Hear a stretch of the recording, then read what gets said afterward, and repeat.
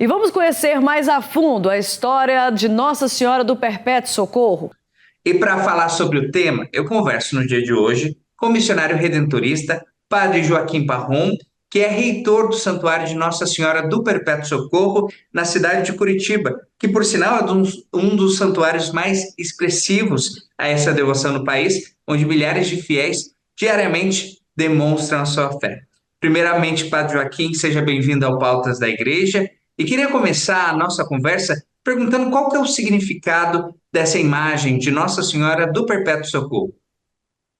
Obrigado, Alan. Uma alegria muito grande falar aqui de Curitiba, do Santuário do Perpétuo Socorro, aqui com o Divino Pai Eterno, e trazer uma devoção muito forte, muito própria para os redentoristas. Primeiro que, quando nós olhamos o ícone do Perpétuo Socorro, o ícone é um pouco diferente de uma imagem, de uma estátua de um santo.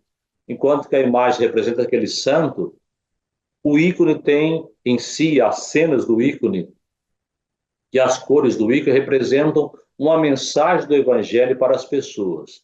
Quando olhamos, por exemplo, Maria com a sua veste, o seu manto azul, representando a maternidade, porque naquele tempo as mães usavam a roupa azul, mas mais embaixo, a veste dela está com vermelha, simbolizando a virgindade, porque naquele tempo as mulheres que não eram casadas usavam roupa vermelha.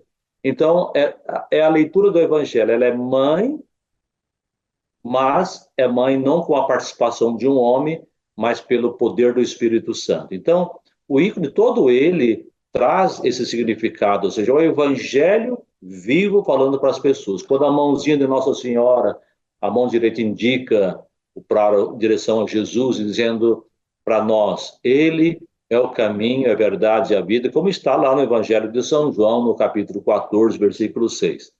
Então, o ícone, por si próprio, ele é o evangelho em cores, o evangelho em cenas, porque naquele período que foi escrito esse ícone, porque o ícone não é bem pintado, a arte bizantina diz que é escrita, queria mostrar em cores, em cenas, para as pessoas melhor compreender o evangelho de Jesus Cristo.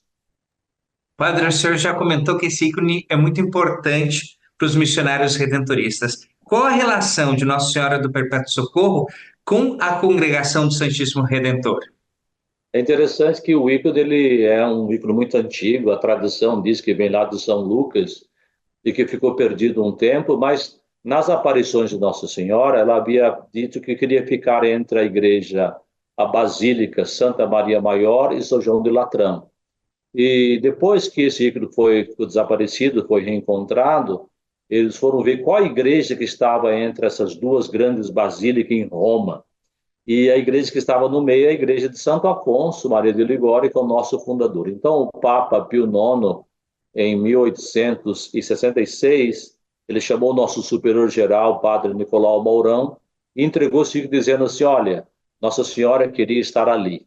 Agora vocês fazem réplica desse ícone, espalham pelo mundo inteiro. Por isso que chegou a Curitiba, chegou a Goiânia, chegou em Manaus, Belém, São Paulo, tantos lugares, é presente a devoção do Perpétuo Socorro. Chegou lá na Filipinas, as novenas, por dia, são em torno de 100 mil pessoas participando da novena. Aqui em Curitiba, uma média de 30 mil pessoas, todas as quartas-feiras estão na novena. Além disso, diariamente as pessoas buscam Jesus pelo caminho de Nossa Senhora. Sempre eu digo que quantas pessoas que voltaram à igreja, quantas pessoas que voltaram a ler o Evangelho, voltaram à graça de Deus, participando das novenas. Quando eu estive no Oriente, na Ásia, e vi as novenas, as pessoas diziam assim, Padre Parrão, quantas pessoas que vêm na novena aqui, por exemplo, na Filipinas ou em Singapura, que são muita gente que frequenta santuários, ou na Tailândia, que ainda não são católicas.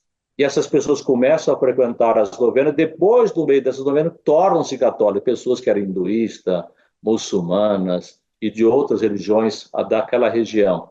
Então, Nossa Senhora passa a ser aquela que indica o caminho a Jesus e leva as pessoas à conversão. Por isso que para nós redentoristas, além de ser um presente do Papa Pio IX, depois foi reforçado pelo Papa João Paulo II, e agora novamente o Papa Francisco pediu que nós continuemos evangelizando, o que ele diz, com o ícone do Perpétuo Socorro, Para nós é uma grande alegria ser portador dessa mensagem da copiosa redenção, juntamente com o ícone de nossa querida Mãe Santíssima. E padre, o senhor comentou aí de Curitiba, né? A expressão de fé é muito grande. Como é que é a programação ao longo do dia de novena aí na capital do Paraná?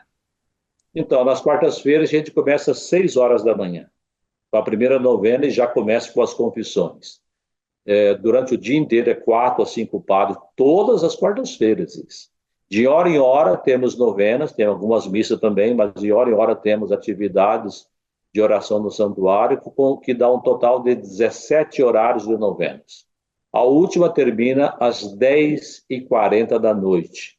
E até desde as 6 da manhã a igreja está lotada, abarrotada de gente, ela torna-se pequena nas quartas-feiras, até às 22 horas, né?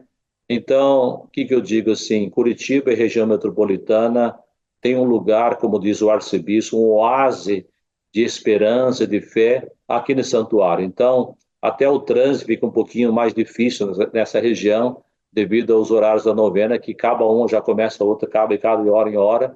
E que é bonito também, Alan, o que é bonito, é não apenas a novena, mas o que gera a novena. Então, a partir da novena gera muita caridade, muita solidariedade. Aqui se mantém uma comunidade terapêutica, recuperamos pessoas de rua que são dependentes. Já foram mais de 700 pessoas recuperadas por nossa comunidade terapêutica. Depois a evangelização muito forte, o número de participação das pessoas nos cursos bíblicos, nas celebrações. Então, a novena Nossa Senhora nos conduz, de fato, para Deus, por meio de Jesus, e nos traz muita esperança nesse tempo que as pessoas perderam a esperança. Padre, realmente é uma bonita manifestação de fé. Já tive a oportunidade de estar aí em Curitiba, presenciando toda essa manifestação. E quem em casa ainda não conhecia sobre essa devoção, sem dúvida, depois da conversa com o senhor, pode conhecer um pouquinho mais de Nossa Senhora do Perpétuo Socorro. Meu muito obrigado pela entrevista. Obrigado, Deus abençoe você e todas as pessoas que acompanham o Divino Pai Eterno.